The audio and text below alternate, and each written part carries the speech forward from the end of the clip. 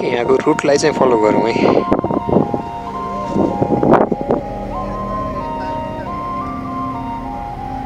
यस्तो सर्पेन्टाइल गएछ नि यो सबै यसको लागि है। अब चाहिँ हामी ठ्याक्क यो भाग जहाँ चाहिँ यो गुफाहरू भयो जस्तो होइन छ नि त्यहीँ जाँदैछौँ। Okay let's go.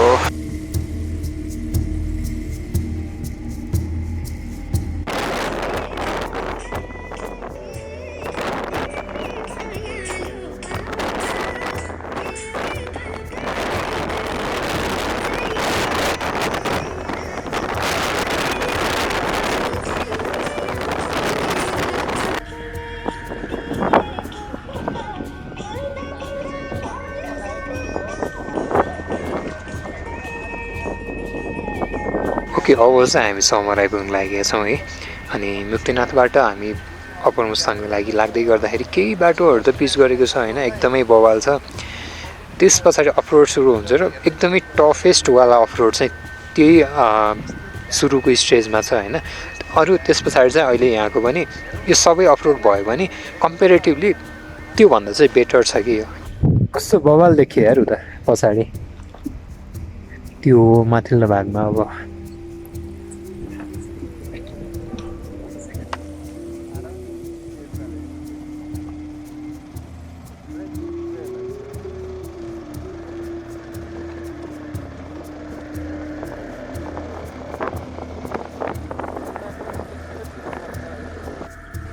अहिले चाहिँ हामी ढकमारमा आइपुग्यौँ है। अनि यहाँको भ्यू भने यस्तो आउटस्ट्यान्डिङ छ होइन। पछाडिको यो स्ट्रक्चरदेखि 360 नै यस्तो बवाल छ कि। अनि जुन मेरो यो पछाडि यो ब्याकग्राउन्डमा देखिरहेको छ अहिले फोनले चाहिँ खासै कलरहरूलाई चाहिँ क्याप्चर गरेन, तर त्यहाँ चाहिँ कलरहरूको यस्तो मिठो कम्पोजिसन छ होइन। हुन त त्यो सबै मिनरल्सको प्रिसेन्सले गर्दाखेरि हो होइन। ढकमार जान चाहिँ हामी यो रुट फलो गर्छौँ भने कोर्ला नाका जानलाई चाहिँ यता ठ्याक्कै यता चाहिँ कोर्ला नाका जानको लागि छ।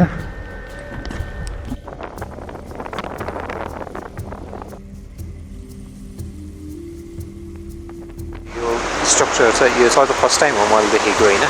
अब चाहिँ हामी ठ्याक्क यो भाग जहाँ चाहिँ यो गुफाहरू भयो जस्तो होइन छ नि त्यहीँ जाँदैछौँ। Okay let's go.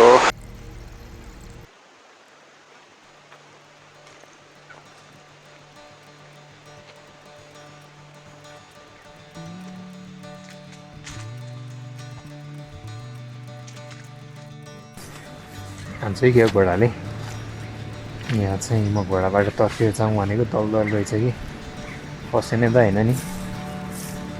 Oh my god that oh shit यस्तो दलदल रहेछ कि। अनि यहाँदेखि चाहिँ छाडो बाबु छ त म राख्छु।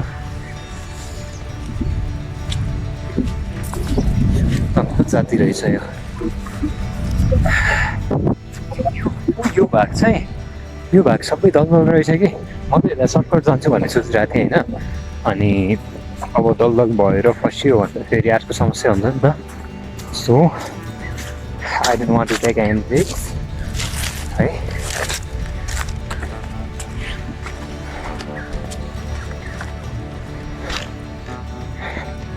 अनि माथि यो चराहरू कराइरहेछ नि यो चाहिँ अब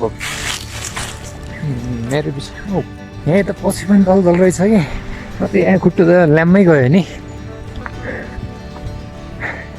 अनि यहाँ बटरफ्लाई चाहिँ मैले देखिरहेको थिएँ होइन। अनि क्याप्चर गर्छु भनेर नजिक गएको चाहिँ अब उडिहाल्यो सकिएन।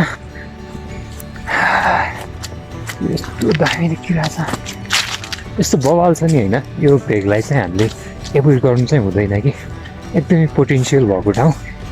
अहिले मलाई कस्तो लाग्छ भन्दाखेरि गभर्मेन्टले भन्दा पनि इन्टरनल टुरिज्म र जुन थोरै एक्सप्लोर गर्ने मान्छेहरूले चाहिँ यसलाई चाहिँ अलि यहाँको टुरिज्मलाई चाहिँ टेवा पुऱ्याएको देख्छु होइन। अब गभर्मेन्टले पनि गर्दैछ तर अलि स्लो प्रोसेसमा के धेरै स्लो भएर पनि अनि कसरी गर्ने त। मैले चाहिँ एउटा बवाल सिन देखेँ होइन, सिन भन्दा नि त्यो चराहरू इजमा चाहिँ यस्तो पर्फेक्टली बसिरहेको छ। I will try to capture है।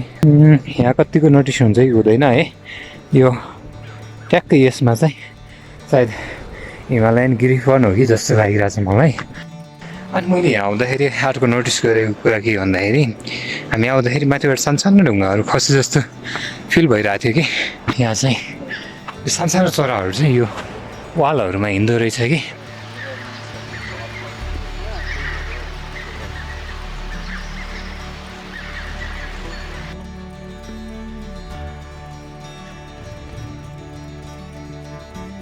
हामी चाहिँ त्यो तलदेखि त्यो घुम्दै यहाँ माथि केप भएको ठाउँमा आइपुग्यो है। अब चाहिँ म केपभित्र जाँदैछु। यता चाहिँ यस्तो छ। Okay let's go. ब्यागसँग त छिर्न त गाह्रो हुन्छ क्या।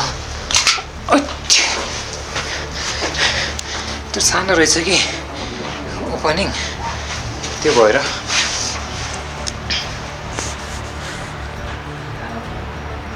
ओके यहाँको ओपनिङहरू चाहिँ सानो छ होइन। त्यो मैले ब्यागलाई चाहिँ त्यही राखेँ।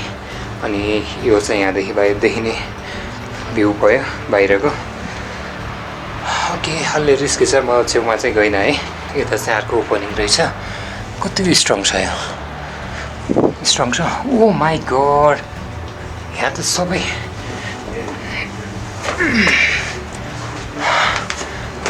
उता हाम्रो हरिजीले चाहिँ एक्सप्लोर गर्दै हुनुहुन्छ।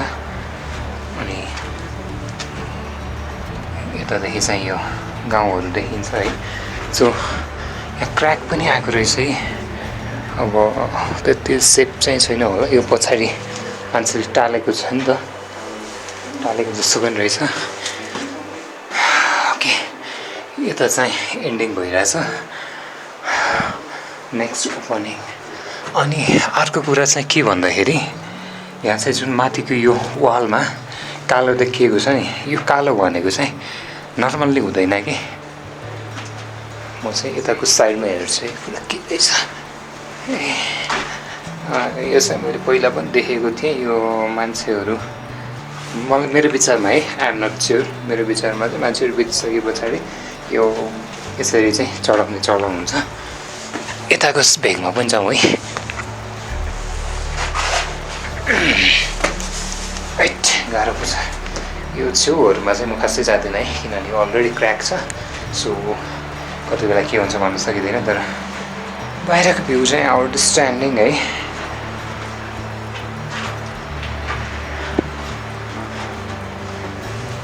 यता के छ? ओके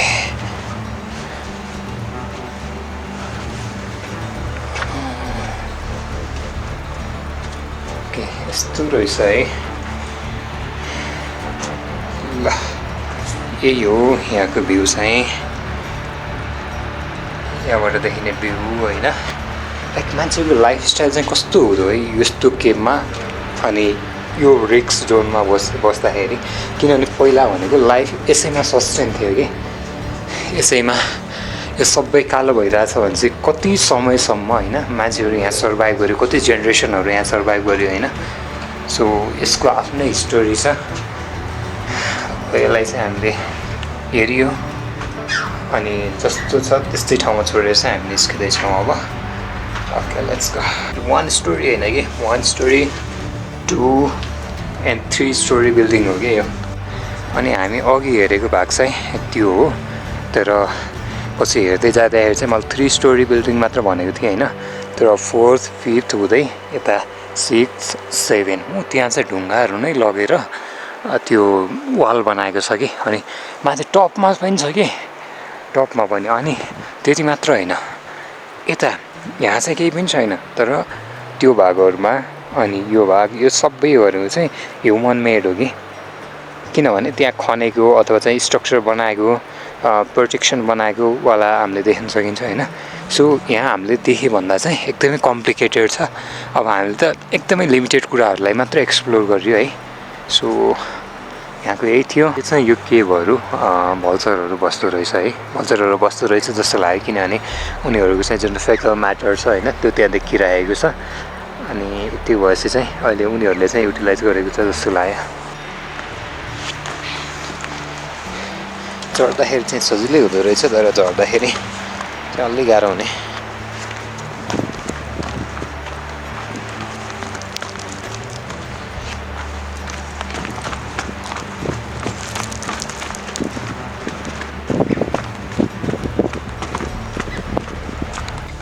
ल ल्याउनु मसँग ओके कन्टिन्यू गर। ओके ल आएर न कस्तो देखिरहेछ, जाँदै गर। तर बाटो चाहिँ यस्तो उकालोवाला छ। ल ल ल हामी चाहिँ यो खै कस्तो तेर्सो भइरहेछ, ठाडो के भइरहेछ हो, कताबाट जाने हो यार।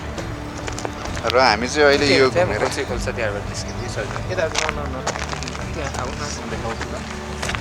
सारिक सरले के भन्नुभयो हिजो भन्दाखेरि मान्छेलाई चोटपटक लाए चाहिँ सन्चो हुन्छ अरे होइन, आफै सन्चो हुन्छ। तर यो क्यामेरालाई होइन अरू साधनलाई चोटपटक लगाएर पैसा नतिरेसँग केही नै हुन्न। त्यस कारणले बरु मान्छे लोड्न पाइयो, यी सामानहरू फुटाल्न पाइएन भन्नुभयो उहाँले। होइन क्यामेरा फुटाल्न पाइयो, बाइक फुटाल्न भएन। आज मलाई अनेस्टली के भयो थियो भन्दा टाउको दुख्यो क्या बिहान होइन, बिहान यो side left hand side right hand side मात्र दुख्यो।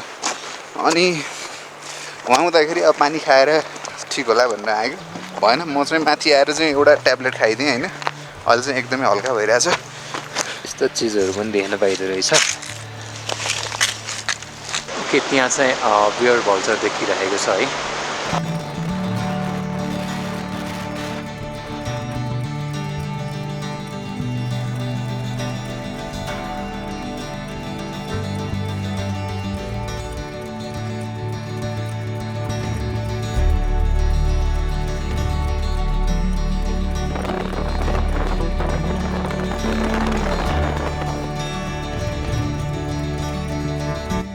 अहिले चाहिँ 5:30 हुन लाग्यो है। अनि हामी चाहिँ समर आइपुगेका छौँ। हाम्रो प्लान पनि यही थियो कि समरमा नै जति बेला हुन्छ समरमा नै गएर बस्ने, अनि नेक्स्ट डे चाहिँ हामी माथि नागातिर जाने भन्ने हाम्रो प्लान थियो। सो हामी प्लान अनुसार नै यहाँ आइपुगेका छौँ। अब यो पछाडिको होटलको नाम चाहिँ होटल कर्मा भन्ने छ, सायद हामी यसैमा बसिन्छ होला। एन्ड देन त्यस पछाडि चाहिँ हामी जाने। रातो रातो भएर रहेछ है यो, किन भन्दाखेरि हामी बाटोमा आउने बेलामा चाहिँ हावा यस्तो जोडले चल्थ्यो, अनि एउटा त चिसोले हो, अनि अर्को कुरा भनेको चाहिँ त्यो बालुवाको कणहरू बालुवाको कणहरू, सानसानो कणहरू, चस्माले पनि यसलाई चाहिँ अब प्रोटेक्ट गर्न सकेन। सो सानसानो कणहरूले चाहिँ त्यो आँखाको लेयरहरूमा लागेको कारणले गर्दाखेरि यो रातो भयो। त्यो रिकभर भइहाल्छ 1-2 दिनमा। त्यो अहिले हामी चाहिँ समर आइपुग्यो है। समर आइपुगेर अहिले बस्ने व्यवस्था पनि गरियो। त्यही अहिले चाहिँ तातो पानी खाँदैछौँ। दिउँसोभरिको चिसो, त्यो हावा, धुवा त थिएन है, धुलो वाइल्ड थियो, अनि हावा पनि एक्सट्रिम कि होइन। यहाँको जुन स्ट्रक्चर छ नि यो डाँडाहरूको त्यो कुँदै जस्तो कि सबै चाहिँ यो हावाले गर्दाखेरि त्यो डिफ्रेन्ट सेपको भएको रहेछ कि। मैले अलिकति फरक त छ, तर एउटा मैले ग्रान्ड क्यान्यनको बारेमा त्यो उहाँको युएसको के त्यसको बारेमा भिडियोहरू हेरेको थिएँ होइन, त्यो चाहिँ के कसरी बन्यो के गर्यो भन्ने कुराहरू ठ्याक्कै त्यस्तै के। अब त्यो ठ्याक्क त्यसको र यसको त छुट्टै छ होला स्टोरी। त्यो त पुरै त्यो एउटा वर्षाको कारणले यो त्यो भन्ने थियो, त्यो स्टोरी त छुट्टै होला। तर यसो हेर्दाखेरि म यार हाम्रो नेपालकै ग्रान्ड क्यान्यन जस्तो लाग्यो मलाई चाहिँ। यहाँ चाहिँ हावाले मेजर रोल खेलिरहेछ कि